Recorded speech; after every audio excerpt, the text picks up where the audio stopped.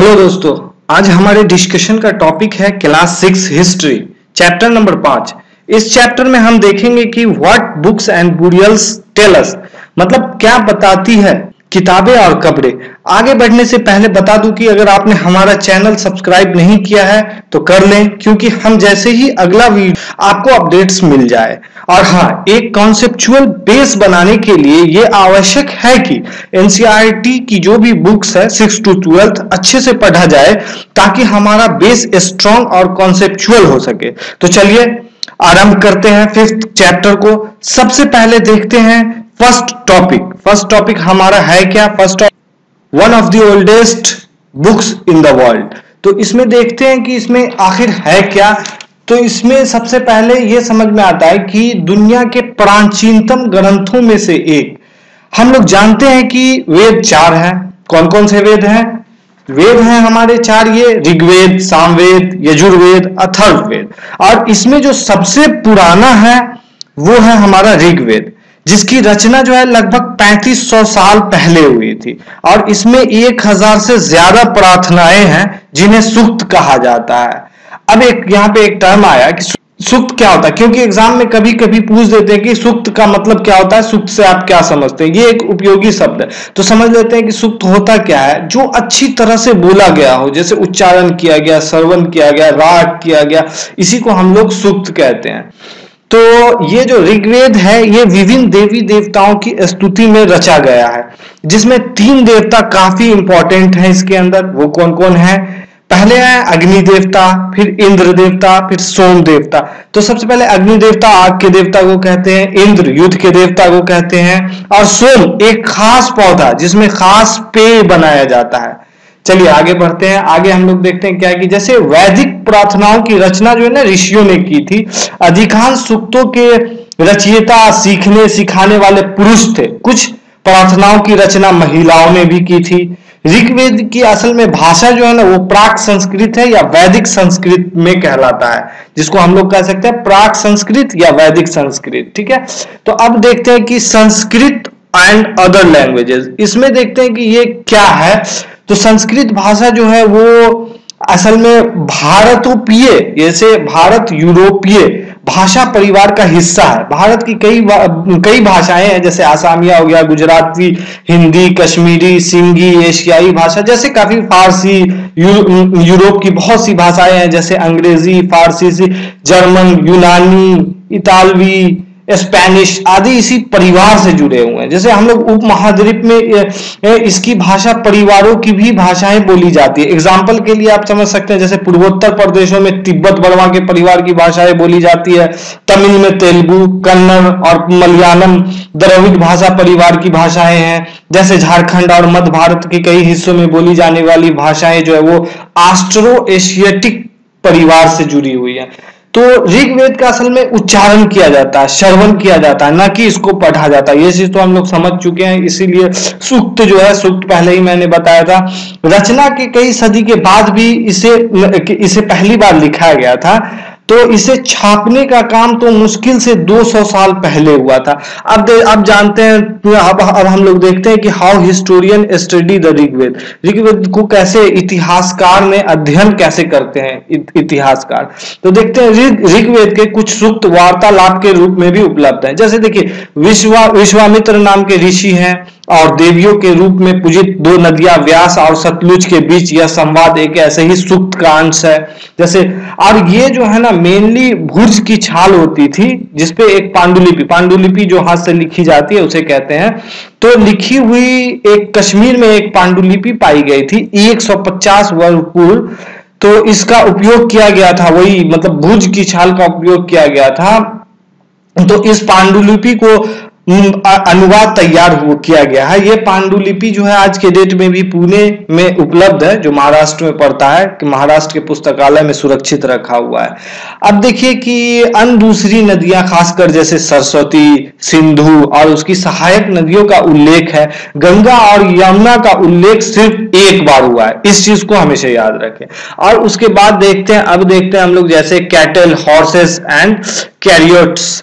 तो जैसे मवेशी, घोड़े और रथ, तो ऋग्वेद में मवेशियों का, बच्चों में खासकर पुत्र और घोड़े की प्राप्ति के लिए अनेक प्रार्थनाएं हैं। घोड़े को लड़ाइयों में रथ खींचने के लिए काम में लाया जाता था।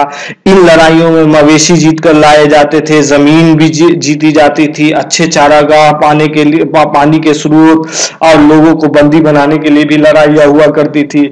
तो युद्ध में जैसे जीते गए जो भी धन हुआ करते थे उसको सरदार रख लेते थे, कुछ धन पुरोहित रख लेते थे, शेष आम आदमियों में बांट दिए जाते थे। तो इस तरीके से अधिकांश पुरुष युद्ध में भाग लेते थे, क्योंकि यहाँ पहले सेना होती नहीं थी, लेकिन लोग सभाओं में मिलते थे। युद्ध शांति विषयों में सलाह मशवरे के लिए लोग एक दूसरे को मिलते थे, और उसमें से जो सबसे बहादुर हुआ करते थे उनको सरदार के रूप में चुना करते थे, जो उस लायक कुशल हुआ करते थे उन्हें चुना करते थे।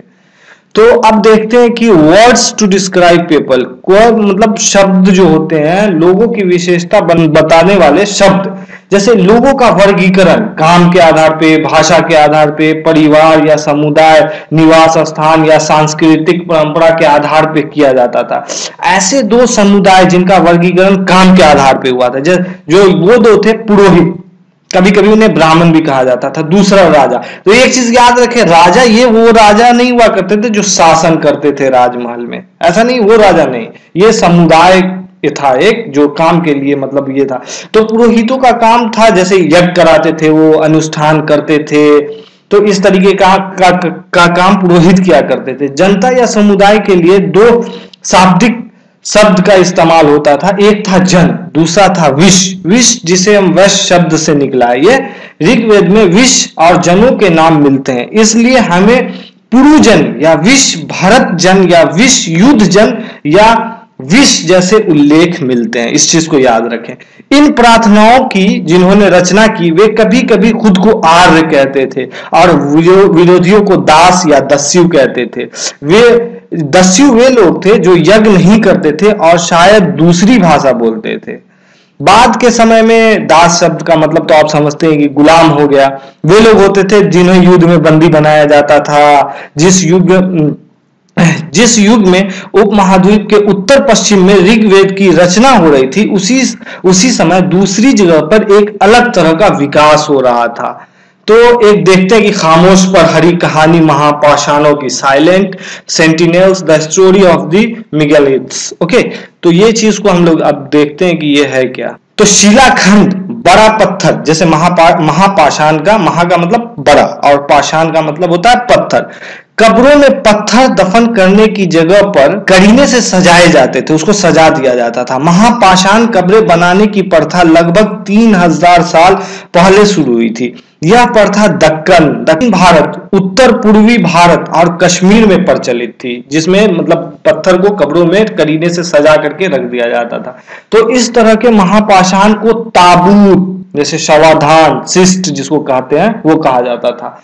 इन कब्रों में कुछ समानताएं थी, जैसे समानता मृतकों को खास किस्म के मिट्टी के बर्तन के साथ दफनाया जाता था, जिन्हें काले लाल मिट्टी के बर्तनों, ब्लैक एंड रेड वेयर के नाम से जाना जाता है। इसके साथ ही मिले हैं लोहे के औजार, हथियार, घोड़े के कंकाल और सामान तथा पत्थर और सोने के गहने। इस तरह के बहुत सारे चीज मिले हैं इसमें। तो लोगों की सामाजिक असमानताओं के बारे में कैसे पता चलता था?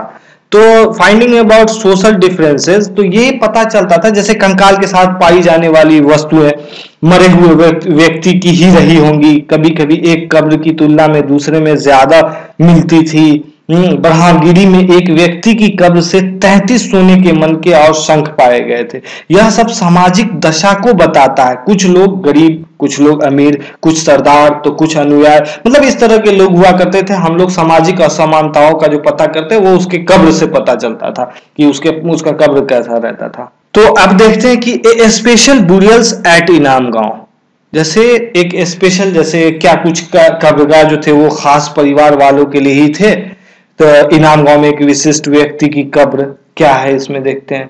तो यह एक भीमा की सहायक नदी घोर के किनारे एक जगह, इस जगह पर 3600 से 2300 साल पहले लोग रहते थे। यह वयस्क लोगों को गड्ढे में सीधा लिटाकर दफनाया जाता था। यहाँ सिर उत्तर की ओर होता था। ऐसे बर्तन जिसमें शायद खाना पीना हो दफनाए हुए कब्र के पास रख दिए जाते थे।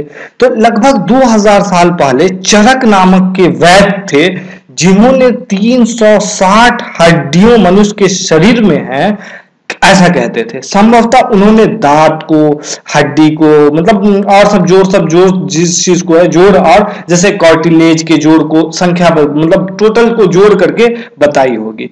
तो अब देखते हैं कि ऑक्यूपेशन एट इनाम गांव, आखिर इनाम गांव के लोग का ऑक्यूपेशन क्या था, काम धंधे क्या थे। जैसे गेहूं, जौ, चावल, दाल, बाजरा, तिल के बीज मिले हैं, यहाँ हड्डियां भी मिली हैं, गाय, भैंस, बकरी, भेड़, कुत्ता, गधा, सुअर, सांभर, चितकबरा, हिरन और इसी सब टाइप के जो भी थे वो सब मिले हैं यहाँ से। अब आगे देखते हैं कि चीन में लगभग 3500 साल पहले यहाँ की लेखन कला सबसे पुराना उदाहरण है इस चीज का। यहाँ जानवरों की हड्डियों पर लिखा गया था तथा इसे आग में डालकर भविष्यवाणी किया करते थे लोग। वहां के राजा लोग महल बनाकर रहते थे, बेशुमार दौलत थी जिसमें बड़े बड़े नक्काशी हुआ करते थे, रहते थे, और इसका जो है कांसे के बर्तन शामिल थे, लेकिन वे लोहे का इस्तेमाल नहीं जानते थे। ये पॉइंट वाली बात है, इसको याद रखें। अब हम लोग इसमें देख लेते हैं, इसमें देखते हैं हम लोग की हाँ इंपॉर्टेंट क्या क्या चीज है। जैसे वेदों की रचना का प्रारंभ कब हुआ था, beginnings of composition of the Vedas, तो ये हुआ था 3500 साल पहले। और उसके बाद देखते हैं कि beginnings of the building of मेथलेट्स, ये हुआ था अबाउट 30। तो इस चीज को इंपॉर्टेंट चीज है, इसको याद में रखें, अपने दिमाग में बिठा लें। और उसके बाद सेटलमेंट एट इनाम गांव, इनाम गांव को में जैसे कृषकों के निवास स्थान थे, तो ये 3600 साल और 2700 साल पहले की बात है के बीच में हुआ था। और चारक जो 2000 साल पहले थे। चलिए तो यहीं पे इसको हम लोग समाप्त करते हैं, और अगर हमारा ये वीडियो अच्छा लगे तो इसे सब्सक्राइब करें, शेयर करें। So thank you for watching.